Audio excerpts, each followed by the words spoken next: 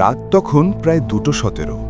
রাজশাহীর শহর থেকে একটু বাইরে পুরনো এক দোতলা বাড়িতে থাকত আরিফ আর তার ছোট ভাই নাইম।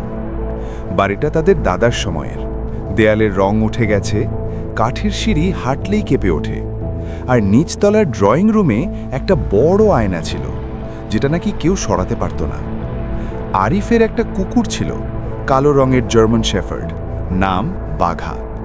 বাঘা খুব শান্ত ছিল, কিন্তু গত 1 সপ্তাহ ধরে ওর আচরণ বদলে গিয়েছিল। প্রতি রাত 2টোর দিকে ও সিঁড়ির দিকে তাকিয়ে গড়গড় করত, কখনো ফাঁকা দেয়ালের দিকে দাঁড়িয়ে ঘেউ ঘেউ করত, যেন কাউকে দেখছে। এক রাতে নাইম বলল, ভাই, বাঘা কি কিছু দেখে? আরিফ হেসে বলল, আরে, কুকুর তো এমন করেই করে। কিন্তু সেদিন রাতটা অন্যরকম ছিল। 2:16 হঠাৎ পুরো বাড়ির বিদ্যুৎ কয়েক সেকেন্ডের জন্য চলে গেল। আবার আলো জ্বলে উঠতেই বাঘা দরজার সামনে দাঁড়িয়ে গেল। তার গলায় লাল চামড়ার কলার ছিল। বাঘা সিঁড়ির দিকে তাকিয়ে ধীরে ধীরে পিছিয়ে আসছিল, যেন ওর সামনে কেউ দাঁড়িয়ে আছে। ড্রয়িং রুমের কোণে একটা সিসি ক্যামেরা লাগানো ছিল। ক্যামেরাটা সোজা আয়না আর পুরো ঘরটা দেখত। হঠাৎ বাঘা প্রচণ্ড চিৎকার করে উঠল। আরিফ দৌড়ে এসে দেখল বাঘা দেয়ালের সাথে গা লাগিয়ে আছে, কান দুটো পেছনে ঠেসে গেছে, কিন্তু আশেপাশে কেউ নেই। তারপর যা হলো সেটা দেখে আরিফের শরীর জমে গেল।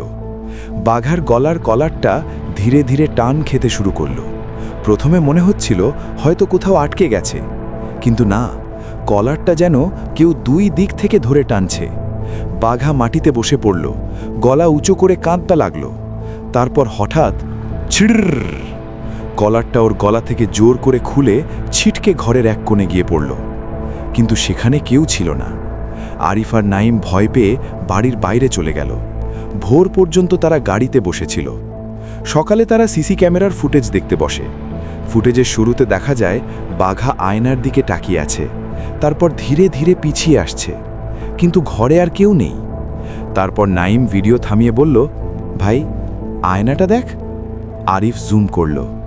ঘরের ভেতরে কেউ না থাকলেও আয়নার মধ্যে দেখা যাচ্ছিল একটা লম্বা কালো অবয়ব দাঁড়িয়ে আছে। ওটার মুখ দেখা যাচ্ছিল না, শুধু 2টো সাদা চোখ। আর সবচেয়ে ভয়ঙ্কর ব্যাপার, ওটা দাঁড়িয়েছিল ঠিক বাঘার পেছনে। ভিডিওতে দেখা গেল আয়নার ভেতরে সেই জিনিসটা ধীরে ধীরে হাত বাড়াচ্ছে, কিন্তু বাস্তব ঘরে কিছুই নেই। তারপর আয়নার ভেতরের হাতটা বাঘার গলার দিকে গেল। ঠিক সেই মুহূর্তেই বাস্তবে বাঘার গলারটা খুলে গেল। আরিফ কাঁপা গলায় বলল, এটা কেউ এডিট করেছে? নাইম কিছু বলল না, কারণ ভিডিওর শেষ 3 সেকেন্ডে আয়নার সেই জিনিসটা ধীরে ধীরে মাথা ঘুরিয়ে ক্যামেরার দিকে তাকালো। তারপর স্ক্রিনে হঠাৎ বিকট শব্দ হলো। ফুটেজ বন্ধ হয়ে গেল। সিসি ক্যামেরার শেষ ফ্রেমটা আজও তাদের কম্পিউটারে আছে। সেখানে শুধু আয়নার ভেতরে দাঁড়িয়ে থাকা সেই কালো অবয়বটা দেখা যায়, আর আয়নার ওপর কুয়াশার মতো দাগে লেখা, ও আমাকে দেখতে। এমন গল্প শুনতে আমাদের ফলো করে সাথে থাকুন। ধন্যবাদ।